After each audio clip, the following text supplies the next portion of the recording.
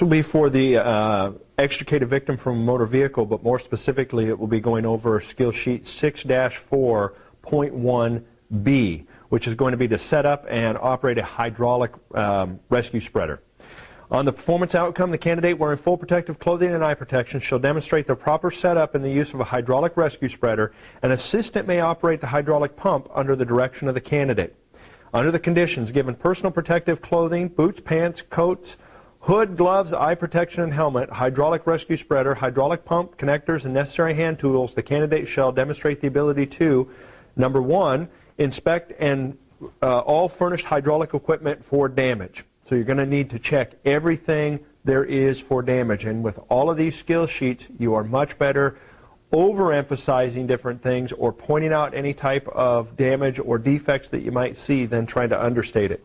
Number 2, position the hydraulic pump outside the work area within hose reach of the scene. Connect the spreader tool to the pump with secure connections. Gain a purchase point. Close the spreader arms. Insert the tip of the spreader at the proper angle into the object to be spread. Safely operate the spreader arms to spread the object. Close the spreader arms and remove the spreader tips from the work. Disconnect the spreader from the pump and place the spreader and all components in the designated area in a ready state for reuse. So when we're talking about that scene area, make sure that you're stating everything clearly to that evaluator. Again, paramount to overemphasize and overstate, and anything that you're thinking, verbalize while you're doing it. It can seem like it's an unnatural act, but that's the only way that the evaluator or the testing personnel are going to know that's what you're looking for or that's what you would be checking in this situation.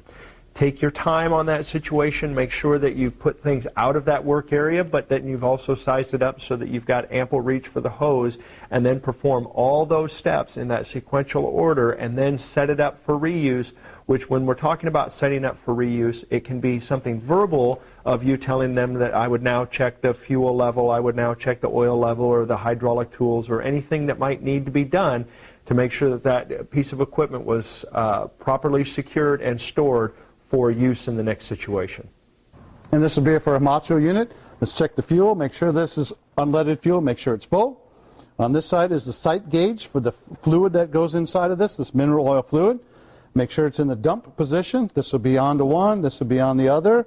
Make sure it's in the dump position. Check over the whole unit for condition. Make sure there's no broken pieces, leaking, oils, gases, any other strange things. If you find anything wrong, do a maintenance squawk. This is the actual fluid level for the oil right here. Pull the dipstick out, check the fluid level, make sure it's good. Even tells you what style of oil to use, the 10W30 right on the side. This one has a choke here and a shut-off on the back and a fuel on the front. I can show you this. There's your fuel. This will be the stop unit. Push the choke, start the unit, let it warm up while you hook up the hoses.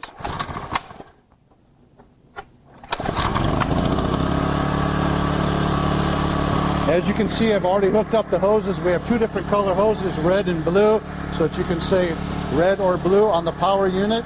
There's a cap on each one of the hoses to keep dirt and stuff out. Do not lose these caps. Try and set them in a nice pile. These are all twist and pull locks, just like the Hurst tool unit. Unroll the hose all the way out. For display purposes, I have not rolled them all out so that you can see them. Always extend your hoses all the way out before you use them, because you don't know how far you're going to have to go. We have the big old cutters here and the spreaders here. Both the maintenance operation will be the same for either one of the units. Now we'll go to the actual spreader unit. Right over here, we do the same thing. We now have fluid going to this unit. We're going to inspect to make sure there's no fluid leaking out of the cylinder. We'll tip it over and do the same thing. This nut is loose right here, so we're going to want to torque this nut before we use this. For display purposes, I will show you how to use it, but this nut must be torqued before we use this. This is an out-of-service tool as it stands right now because this has not been torqued. So no fluid leaks on the back. Flip it back over so it lays on its top. Simply open it all the way up to inspect to make sure it works.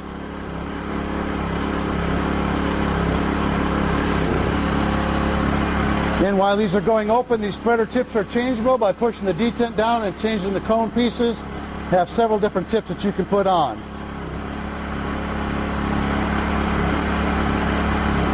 Now once this is all the way open, look inside, check for broken pieces, fluid leaking, or anything inside that looks wrong. It all looks good. Bring it back down all the way closed. We're going to close them all the way and put some tension on it to make sure it works, but that's not the way they're going to be stowed. They're going to be stowed slightly apart so these tips can be changed before we need to put them in service. So now we put some pressure on them. They're definitely closed. Back them back open just a little bit. That way, that's the way they're stored, so those tips can be changed for whatever you need. Come back over to the Halmatra unit, dump the pressure, push and hold the stop button, then inspect the rest of the unit to make sure that there's no leaking or broken parts or pieces that you see. When you take the hoses off, inspect all the springs, any chafing, install the caps, and then check the fluid level one more time so that it's ready in service. If you have any problems, write a squawk or send it to your maintenance manager.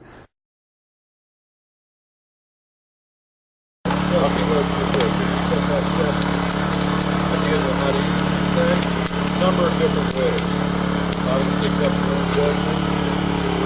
There you go. Now just bring your end up and hook it up to one of the tools. In here we have a handful of straps. You want a cutter through? Yep. You're going to hook up two. Ratchet. You hook up one and the other guy will hook up the other. Stabilize. We're doing the combi and the cutter? Copy and the cutter. Ideally they're going to use You got to push the different tips. Put on these things. push the thing back or pull it towards you one way or the other. One tip and have adjust. Push or pull. Alright. Okay, give it the other end to hook up. Snap up.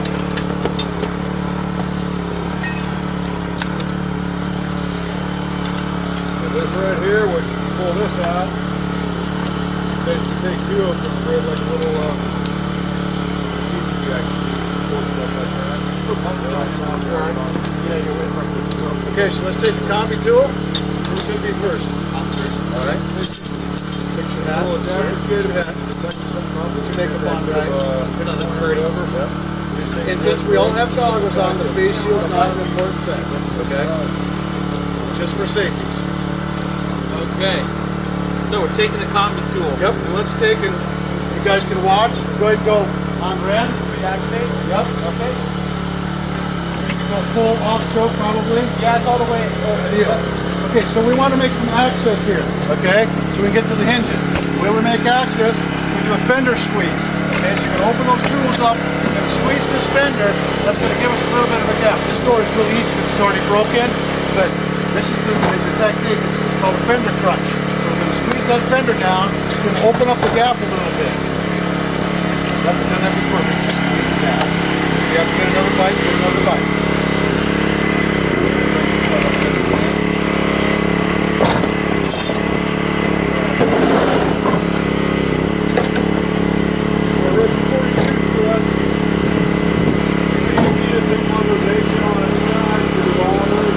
That may be where the big cutter or the big tool comes in hand here.